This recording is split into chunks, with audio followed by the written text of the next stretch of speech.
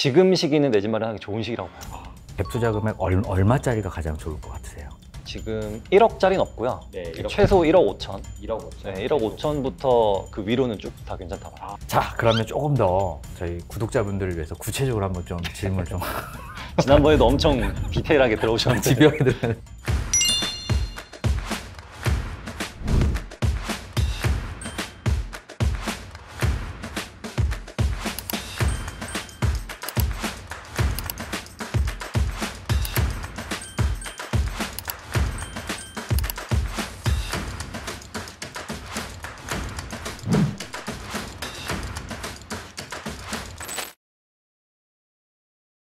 작가님은 부동산 공부를 하실 때 어떤 루트로 이렇게 정보를 획득하세요?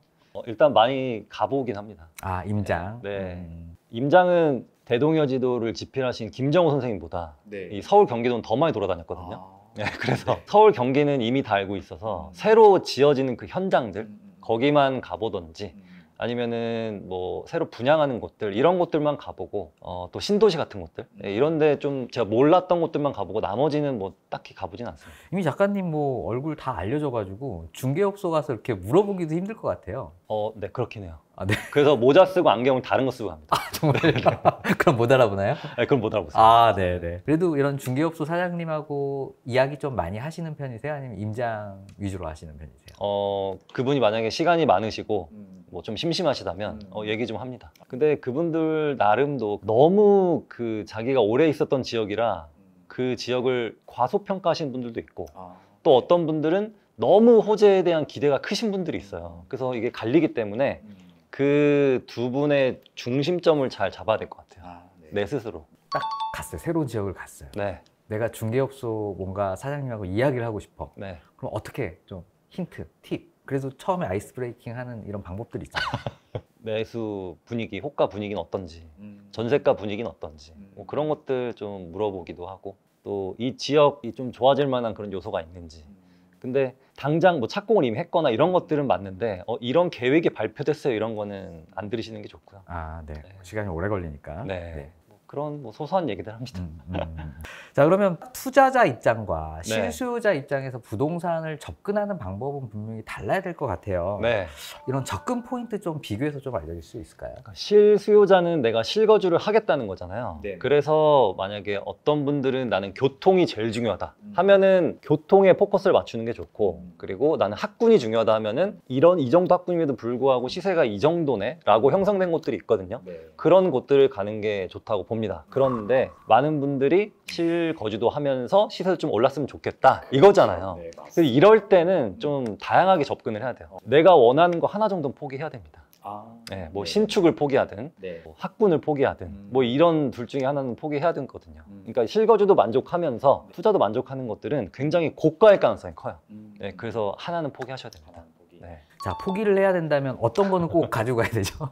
일단 교통이 가장 중요하겠죠. 교통. 네. 교통 요인을 가장 많이 보시는군요. 네, 교통, 그러니까 직주근접이 가장 네네. 중요할 것 같아요. 그런데 직주근접 중에서도 멀리 떨어져 있는데 열차 하나가 빨리 간다고 해서 그게 교통이 좋은 게 아니고 주변 시세가 어느 정도 받쳐주면서 그리고 주변에 뭔가 인프라가 많으면서 그러면서도 교통으로 가는 게 좀 중요하다고 보는데 이 뜻은 중심과의 절대 거리가 네. 입지적이선 굉장히 중요하다는 그런 얘기입니다. 그러니까 입지를 보실 때 시간 개념보다는 네. 그래도 어떤 거리 개념을 조금 더 높게 평가를 하시는군요. 자, 요즘 뭐 저희 KB 부동산 어플도 있지만 다른 어플도 정말 많잖아요. 네. 그래서 정보가 정말 많은데 이 정보 중에서 정말 괜찮은 정보, 어떻게 선별하는 이런 노하우, 팁, 기준 이런 게 있나요? 저는 정보를 볼 때 그냥 실거래가밖에 안 봐요. 실거래가. 아, 네네네. 실거래가하고 어느 정도의 호가를 봅니다. 앞으로 계약하게 될 금액은 실거래가와 호가의 어디인가거든요. 네, 그래서 호가가 만약에 실거래가가 같다면 실거래가 좀 낮아질 수도 있고요. 그런데 호가가 많이 높다면 이게 조금 상승할 수 있는 그런 거고요. 또 실제로 이 매물이 얼마나 나와 있는지 그것도 보고 있습니다. 실거주자는 언제든지 집을 사도 된다 이런 네. 이야기도 좀 있잖아요. 네. 작가님도 보시기에는 어떻게 판단하세요? 최상급지는 언제든지 사도 돼요. 아, 최상급지는? 네, 최상급지는 뭐 언제든지 상관없지만 그 밑에 급지들은 그래도 타이밍을 잘 봐야 됩니다. 타이밍. 네. 너무 급하게 오르고 있는 건 아닌지, 이런 시장인지 아닌지를 좀 보셔야 됩니다. 이게 만약에 최근 실거래가가 7억인데 갔더니 7억 3천에 나와 있어서 7억 3천이라도 사야겠다 갔더니 갑자기 집주인이 7억 5천으로 올리거나, 또 옆에 단지를 갔더니 마찬가지 또 이렇게 계약 직전에 올리시는 분들이 있거든요. 이런 것들은 약간 좀 너무 급하게 오르는 그런 느낌이 있어요. 네, 이런 것들은 조심하셔야 됩니다. 네. 요즘 또 굉장히 좋은 입지들은 그런 경향이 좀 있다고 하더라고요. 맞아요. 근데 그럼에도 불구하고 최고가에 다다르지 않은 것들은 좀 괜찮다 보거든요. 그래서 최고가를 꼭 확인하실 필요가 있습니다. 네. 그럼 뭐 최상급지는 언제든 사도 좋지만 네. 근데 언제든 사기에는 너무 돈이 많이 들어야 되는 그렇죠. 거니까. 네. 네. 자, 그러면 이제 평범하게 우리가 좀 접근할 수 있는 그런 지역은 그래도 타이밍을 보자. 보는 게 좋죠. 그러면 지금 그 타이밍인가요?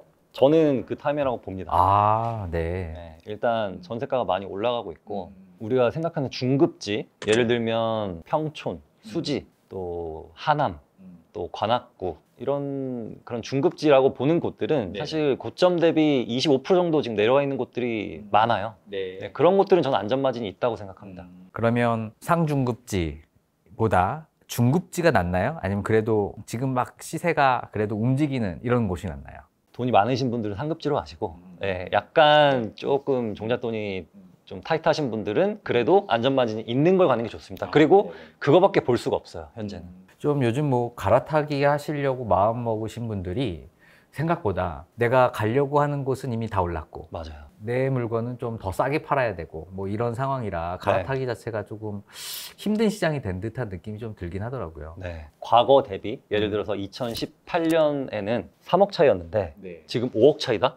그러면 좀 기다리셔야 돼요. 네. 근데 3억 차이고 3억 차이다? 그러면 갈아타셔야 됩니다. 네. 그리고 3억 차이고 2억 차이다? 적극적으로 갈아타셔야 됩니다. 네. 네. 네. 그래서 과거 시세 대비 너무 벌어졌다면 이게 너무 많이 오른 거거든요. 그래서 좀 따라 붙길 기다려야 됩니다. 그래서 과거를 항상 비교해서 그 상대적 가치를 좀 계속 네. 보라는 말씀이시죠? 네. 자, 근데 이제 부부 간에 의견 좀 대립이 좀 생기는 경우가 있잖아요. 네. 오빠 빨리 집 사자. 근데 이제 남편은 야 기다려봐.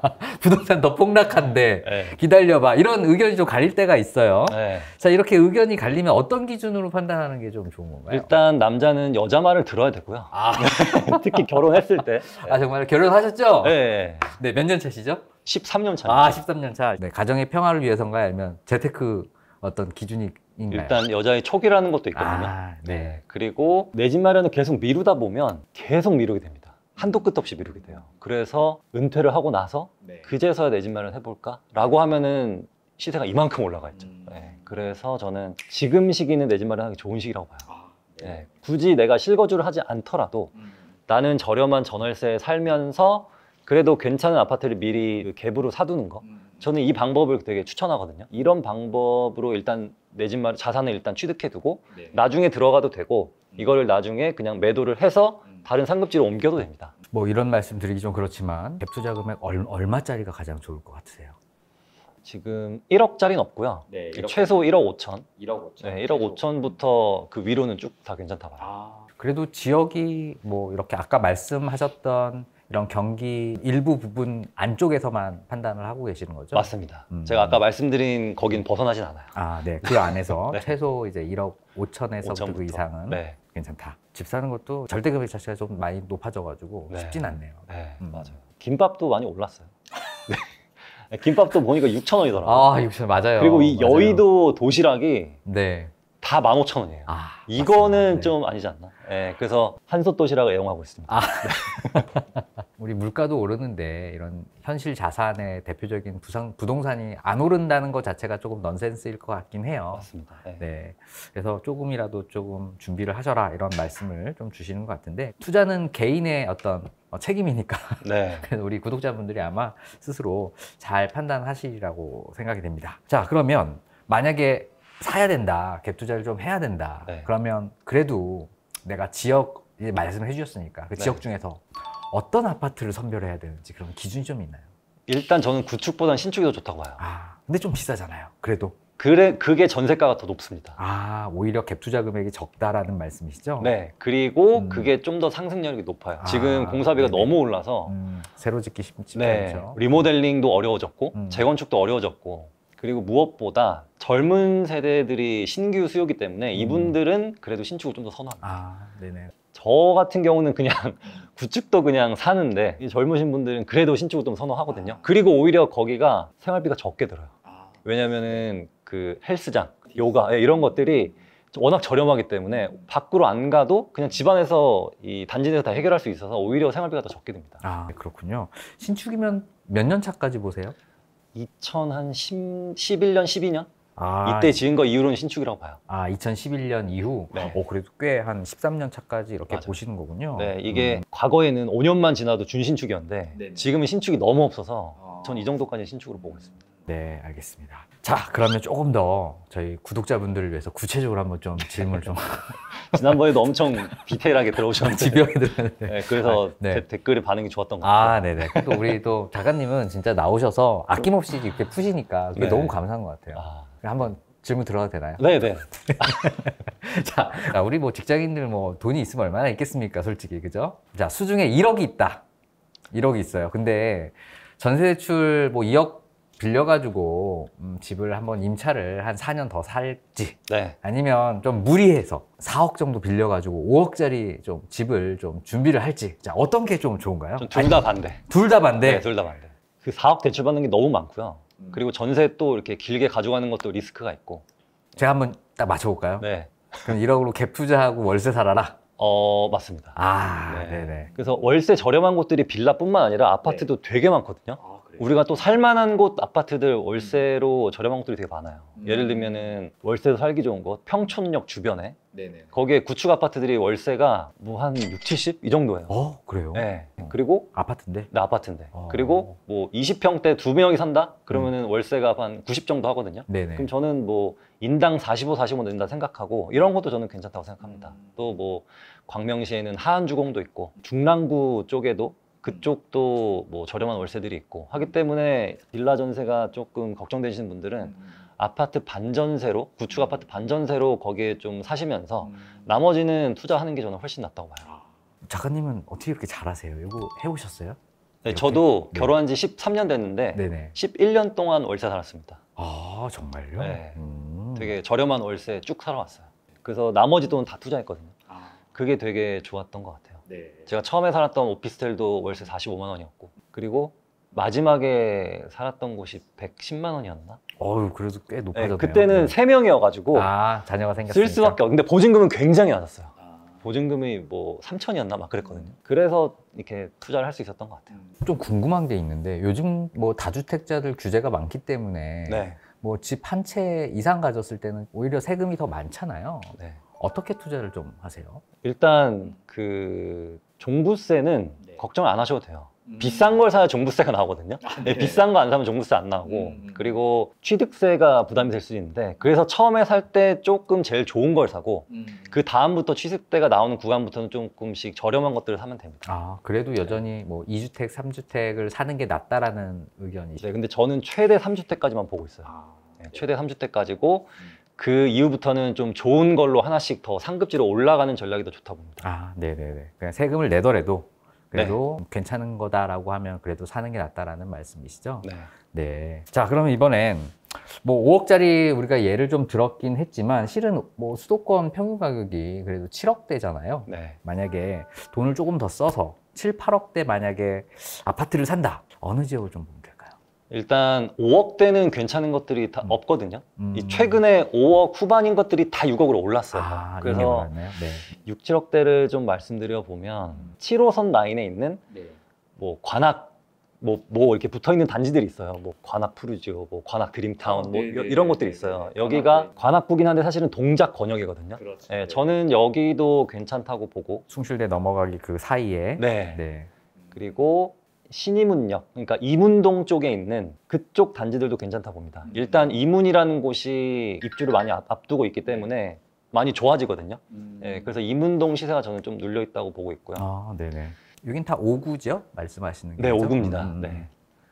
그리고 기름뉴타운. 기름뉴타운. 네. 4호선 기름역 주변에 있는 기름 레미안 단지들이 있거든요. 네네. 근데 그 중에서도 기름역과 좀 가까운 뭐 레미안 1단지나 6단지 뭐 이런 것들 좀 보셨으면 좋겠고 또 경기도로 가면은 수지구청 근처에 있는 단지들도 저는 괜찮다고 보고요. 거기가 일단 학군이 괜찮고 신분당선으로 접근성이 좋고 또 거기의 장점은 판교 일자리와 수원 삼성 일자리를 다 커버할 수 있거든요. 네, 그래서 수요가 굉장히 높다 보니까 약간 신혼부부의 성지처럼 그렇게 형성이 되어 있습니다. 살기도 좋죠. 네.